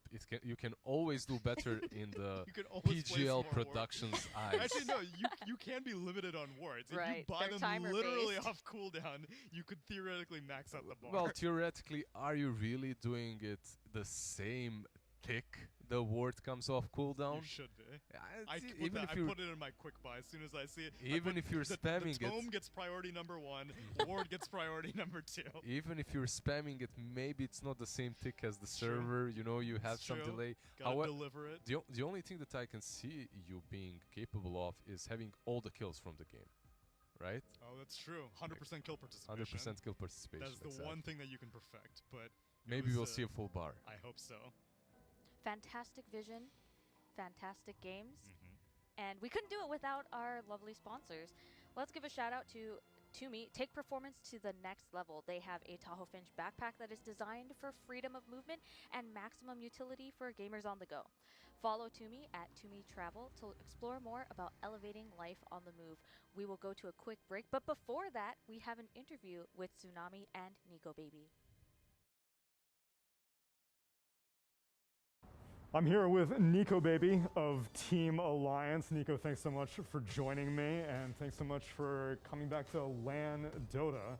I've been asking everyone this because I'm curious the different takes that people have.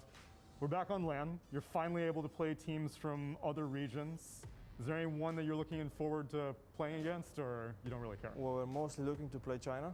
Okay. Because I think the clash between regions is going to be exciting. And we look to play China the most, I would say. And within Europe, I'll be honest, I think you guys exceeded expectations. Second place and only losing to Secret Enigma, I believe. It was definitely above and beyond, I think, given the trajectory that we've seen from Alliance.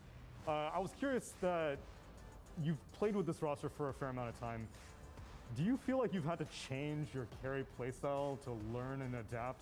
Has S4 been like teaching you lessons, or is it more just everyone's playing together as a whole team? It's more about discipline, I would say. Like with the previous squad, we were a bit more like all around the place, and we would do these random dives in place. Where with Gustav, S4, right now we're like more disciplined, and when the game is going good, we don't have to do all these extra diving and like random moves to win the games. We just play disciplined Dota, and that's our style right now.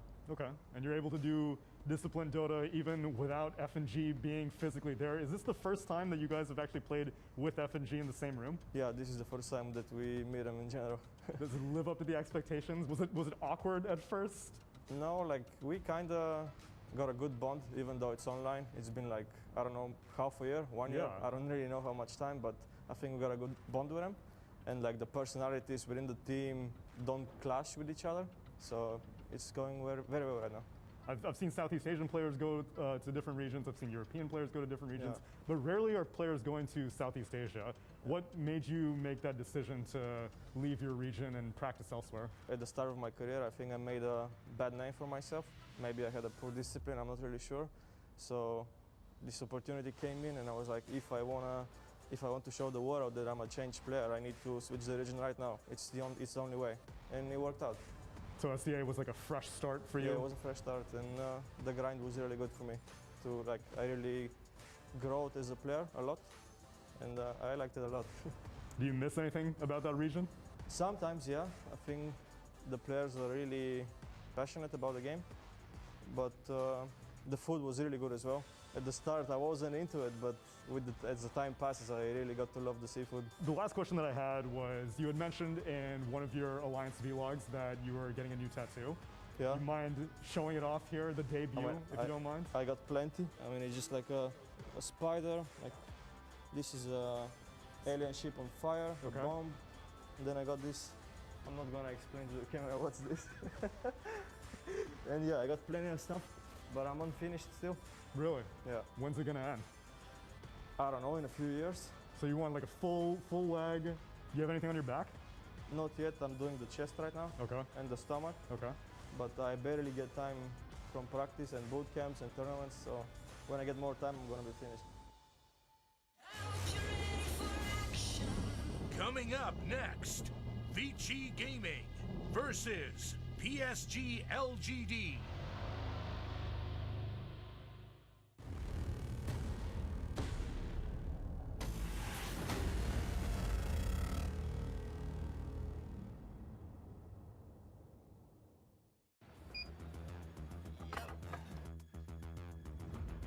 That's RTC, Abu Dhabi, Tonil, and Dogo, and Kaya Sen!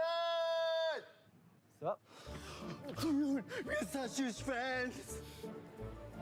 Where did you get that skin? Whoa!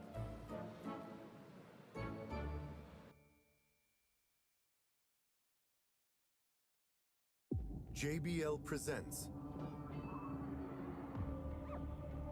The Sounds of Victory.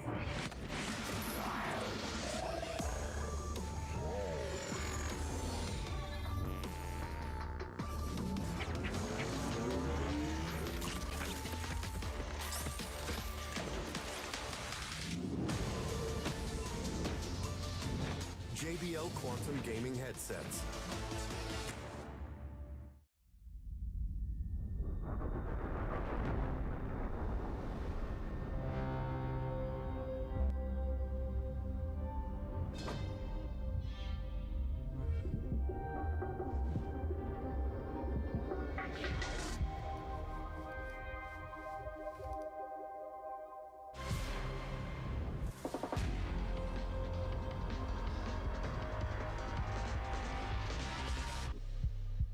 Thank you.